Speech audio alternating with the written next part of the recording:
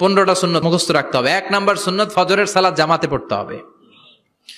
2 নামাজ মুনাফিকদের কাছে সবচেয়ে কঠিন, একটা হচ্ছে ফজরের নামাজ আর একটা এশার নামাজ। 2 নাম্বার সুন্নাহ হচ্ছে আসওয়াক, মেসওয়াক করা। মাতফারাতুন লিল ফাম মারদাতুন লিররাব, মেসওয়াক করলে দাঁত পরিষ্কার থাকে, আল্লাহ খুশি হয়ে যায়। বিশ্বনবী বলেছেন যদি আমার উম্মতের জন্য কষ্ট না হতো প্রত্যেক নামাজের আগে মেসওয়াক করা আমি ফরজ করে দিতাম। সুবহানাল্লাহ। মেসওয়াক ছিল বিশ্বনবীর জীবনের শেষ আমল। এই মেসওয়াক করে বিশ্বনবী শেষ নিঃশ্বাস ত্যাগ করেছেন।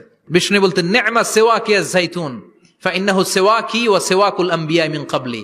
জাইতুনের ডালের মেসওয়াক কতই না ভালো, কারণ এটা দিয়ে আমিও মেসওয়াক করি, আমার আগে সব নবীরাই জাইতুনের ডাল দিয়ে মেসওয়াক করেছে। সুবহানাল্লাহ। 3 নাম্বার হচ্ছে দুহুন, তেল মালিশ করবেন। বিশ্বনবী জাইতুনের তেল চুলে আর গায়ে দিতেন।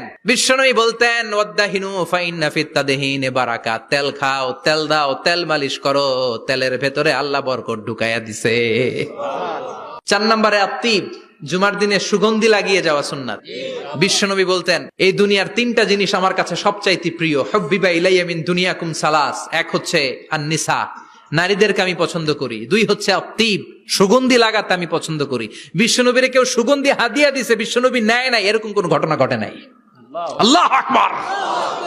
আবার বিশ্বনবী বলতেন আরবাউন মিন সুনানিল মুরসালিন, 4টা সুন্নাত সব নবীদের সুন্নাত। 1 নম্বরে আল হায়া মানে লজ্জা। আরেক বর্ণনা এসেছে আল খিতান মানে সুন্নাতে খাতনা, এটা সব নবীদের ছিল। আর সেওয়াক, সব নবীরা মেসওয়াক করেছেন। আত্তিব, সব নবীরা আতর লাগিয়েছেন। আর নিকাহ, সব নবীরা বিয়েও করেছেন। চিল্লায় পড়েন আল্লাহু আকবার। আল লিবাস আহসানা সিয়াব, সুন্দর জামা পরা। নট নেসেসারি যে নতুন জামা হতে হবে, পুরাতন জামাও ধুয়ে আয়রন করে পরলে একটা সৌন্দর্য আছে না নাই? ইন্নাল্লাহা জামিল ওয়া ইউহিব্বুল জামাল, আল্লাহ নিজে সুন্দর, সৌন্দর্যকে আল্লাহ পছন্দ করেন।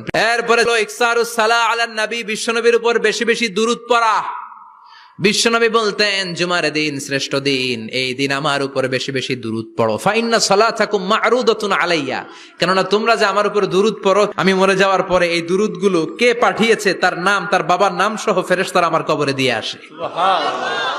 সাহাবারা বললেন ইয়া রাসূলুল্লাহ কাইফা সালাতুনা মা'রুদাতুন আলাইক, আপনি মরে যাওয়ার পরে আমাদের দুরূদ কেমন করে আপনি দেখবেন? ওয়াকাদ আরিমতা, আপনি তো পচে গলে মাটির সাথে মিশে যাবেন। বিশ্বনবী বলেন ইন্নাল্লাহা হাররামা আলাল আরদি আন তাকুলা আজসাদাল আম্বিয়া, নবীদের লাশকে খেয়ে ফেলা, নবীদের লাশকে পচিয়ে ফেলা জমিনের সব মাটির জন্য আল্লাহ হারাম করে দিয়েছেন। এরপরে বিশ্বনবী বলতেন জুমার দিনে সূরাতুল কাহাফ পড়বা, কাহাফ পড়া সুন্নাহ। বিশ্বনবী বললেন সূরাতুল কাহাফ যে তেলাওয়াত করবে ইয়াকুনু লাহু নূর, এই সূরাতুল কাহাফ কিয়ামতের দিন তার সামনে বিশাল একটা আলো হয়ে আসবে। এই আলো দিয়ে পুলসিরাত পার হয়ে ওই বান্দা জান্নাতের ভেতরে ঢুকে যাবে। আবার বিশ্বনবী বলেন যারা সূরাতুল কাহাফের প্রথম 10 আয়াত তেলাওয়াত করবে জুমার দিন, শেষের 10 আয়াত যারা জুমার দিন তেলাওয়াত করবে, দাজ্জালের ফিতনা থেকে তাদেরকে মুক্ত রাখবে কে? এরপর আত-তাবকির ইলাল মসজিদ, মসজিদে আগে আগে যাওয়া সুন্নাত। আগে যিনি যাবে উনি কি পাবে? তারপরে গরু, তারপরে বকরি, তারপরে মুরগি, মুরগির পরে ডিম না আন্ডা? আন্ডা। আল মাশিউ আলাল ইকদাম, বিশ্বনবী বললেন হেঁটে হেঁটে জুমার নামাজে যাওয়া সুন্নাহ। প্রতি কদমে কদমে আমলনামায় সওয়াব দিয়ে দিবে কে? এরপরে বিশ্বনবী বললেন আদামু তাখাত্তি রিকাবান নাস, মানুষের ঘাড় ডিঙ্গিয়ে সামনে না যাওয়া সুন্নাহ। অনেকে জুমার দিন আসে সবার শেষে বসতে চায় সামনে, এরকম ডাকাইত আছে না নাই? বিশ্বনবী জুমার খুতবা দিচ্ছেন, হঠাৎ এক সাহাবী সব সাহাবীর ঘাড় ডিঙ্গিয়ে ডিঙ্গিয়ে সামনে আসতেছে বুলেটের মতো। বিশ্বনবী বললেন থামো, এজেলেস, বসো মিয়া, ফাকাদ আযাইতা ওয়া আনাইতা, আসছো দেরি করে আবার মুসল্লিদেরকেও কষ্ট দিচ্ছ। যেখানে জায়গা পাবেন ওইখানে বসবেন, মানুষের ঘাট ডিঙ্গিয়ে সামনের কাতারে যাওয়া এটা ঠিক না। এরপরে বিশ্বনবী বললেন দুখুলুল মসজিদে রাকাতাইন, জুমার নামাজের দিন মসজিদে ঢোকার পরে 2 রাকাত পড়া সুন্নাত। কয় রাকাত? 2 রাকাত। এরপরে বিশ্বনবী বললেন ইনসাত, চুপ থেকে খুতবা শুনবা। তাহলে জুমার নামাজে কথা বলা যাবে না, কেউ কথা বললে চুপ করো, এই কথাটাও বলতে বিশ্বনবী নিষেধ করেছেন। চিল্লায় বলেন ঠিক কিনা? এরপরে মজার একটা কথা বিশ্বনবী বলেছেন জুমার নামাজ পড়তে যে যদি কারো ঘুম আসে জায়গা চেঞ্জ করে বসো। পুরো মসজিদের ডানে বায়ে রহমতে ঠাসা, খালি ঘুম আর ঘুম, আছে না নাই? ঘুম আসলে কি করবেন?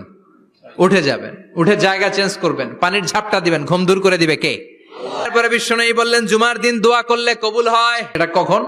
অনেক ইখতিলাফ আছে, বেশিরভাগ মুহাদ্দিসিন বলেছেন জুমার দিন আসরের নামাজের পর থেকে মাগরিবের আগ পর্যন্ত, বিশেষ করে মাগরিবের আগের আধা ঘন্টা, এই সময় আল্লাহর কাছে বান্দা যদি কিছু চায় এই দোয়া আল্লাহ ফিরিয়ে দেয়। না। এই 15টা সুন্নাত আমল করা যাবে তো? সবাই রাজি?